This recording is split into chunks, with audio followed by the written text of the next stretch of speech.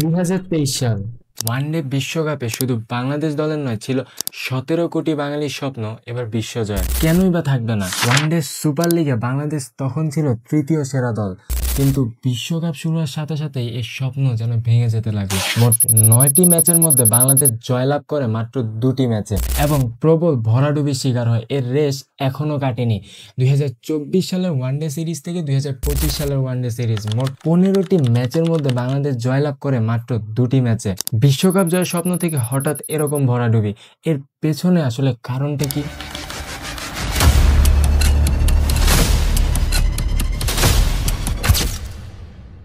সেটি বলার আগে আমরা বলে রাখি, আমরা রিসেন্টলি ইউটিউবে এসেছি এবং আপনাদের কাছে আমরা আমাদের সেরাটা প্রোভাইড করার চেষ্টা করছি। তাই আপনাদের যদি ভিডিওটি ভালো লাগে অবশ্যই লাইক এবং সাবস্ক্রাইব করে আমাদের পাশেই থাকবেন।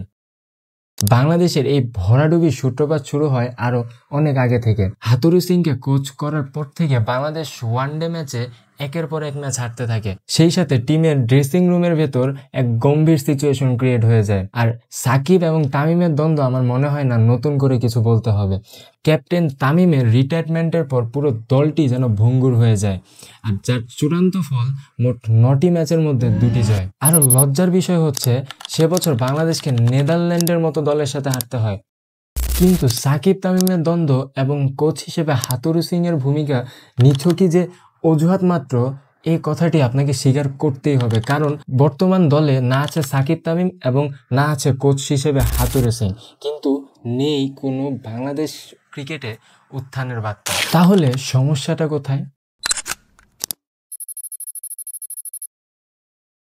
বাংলাদেশের নিজস্ব ঘরোয়া টুর্নামেন্ট ডিপিএল এ নেই কোনো কম্পিটিশন। এ কারণে প্লেয়াররা নিজেদের স্কিল বাড়ানোর দিকে বা আপডেট করার দিকে সচেতন হচ্ছেন না, এবং যার প্রতিফলন দেখা যাচ্ছে ইন্টারন্যাশনাল ক্রিকেটে।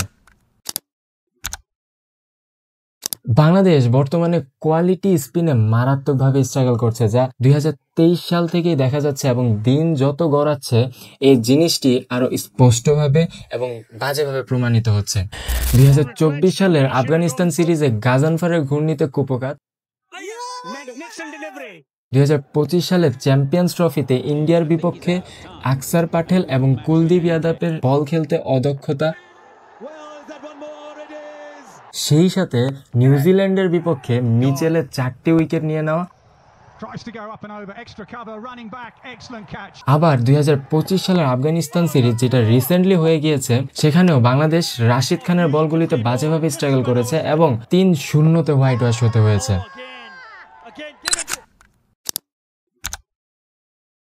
বাংলাদেশের বর্তমান টিমটিতে নেই কোনো প্রপার অলরাউন্ডার।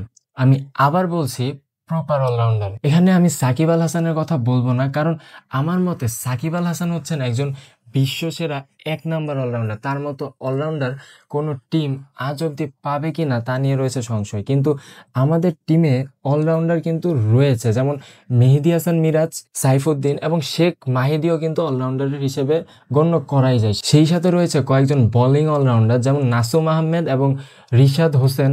সেই সাথে তানজিম সাকিবের কথা তো বলতেই হয়, কিন্তু আপনি কি বলতে পারবেন তারা প্রপার অলরাউন্ডার? কারণ একজন প্রপার অলরাউন্ডার হতে হলে গেম চেঞ্জিং অ্যাবিলিটিটা থাকতে হয়। আমার মতে যেটি বর্তমানে বাংলাদেশ টিমে কোনো অলরাউন্ডারের কাছেই নাই। তবে আমি এক্ষেত্রে বলবো মেহেদী মিরাজের কাছে অ্যাপ্রোচ রয়েছে, তার উচিত স্কিল নিয়ে আরেকটু সচেতন থাকা, আরেকটু আপগ্রেড করা, তাহলে হয়তো বা আমরা খুব শীঘ্রই একজন প্রপার অলরাউন্ডার পেতে চলেছে। আর প্রপার অলরাউন্ডার বলার কারণই হলো 6th বোলিং অপশনের অভাব। আপনি খেয়াল করে দেখবেন বাংলাদেশ সাকিব আল হাসানের রিটায়ারমেন্টের পর 6th বোলিং অপশন নিয়ে স্ট্রাগল করছে, এবং সেটা কয়েকটি ক্ষেত্রে খুবই দৃশ্যমান দেখা যাচ্ছে, এবং 6th বোলিং অপশন হিসেবে করানো হচ্ছে শান্ত কিংবা সাইফ হাসানকে, যা মোটেও কাম্য নয়। বেশি দূর যেতে হবে না, Bangladesh versus West Indies one day series, যেটি ওয়েস্ট ইন্ডিজে হয়েছিল, 3টি ওয়ানডে ম্যাচেই বাংলাদেশ 300-র কাছাকাছি রান করে ফেলেছিল, কিন্তু ক্যাপ্টেন মিরাজের কাছে ছিল না পর্যাপ্ত বোলিং অস্ত্র, যার কারণে বাংলাদেশকে 3টি ম্যাচই হারতে হয়েছিল।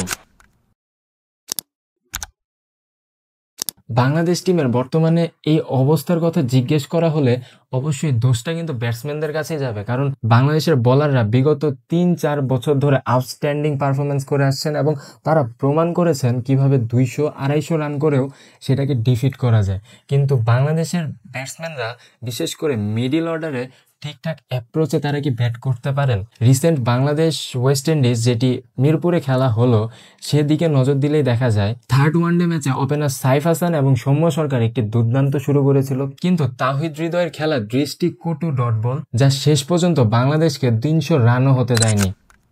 এতক্ষণ যা বললাম সবকিছুই ছিল বাংলাদেশের ভরাডুবির পেছনের সমস্যা, সেই সাথে কিছু সমস্যা আগে থেকেই ছিল যা আজকে আর না বলি, কিন্তু এর মধ্যে কিছু সমস্যা কিন্তু চাইলেই সমাধান করা যেতে পারে। যেমন সবার আগে ঘরোয়া ক্রিকেট টুর্নামেন্টকে আপডেট করতে হবে। আমরা বিপিএল নিয়ে নানা প্রকার অভিযোগ থাকলেও আমাদের অভিযোগ থাকে না কোনো প্রকার ডিপিএল এর প্রতি, কিন্তু এই ডিপিএলই হচ্ছে বাংলাদেশ ক্রিকেট টিমের আসল পাইপলাইন।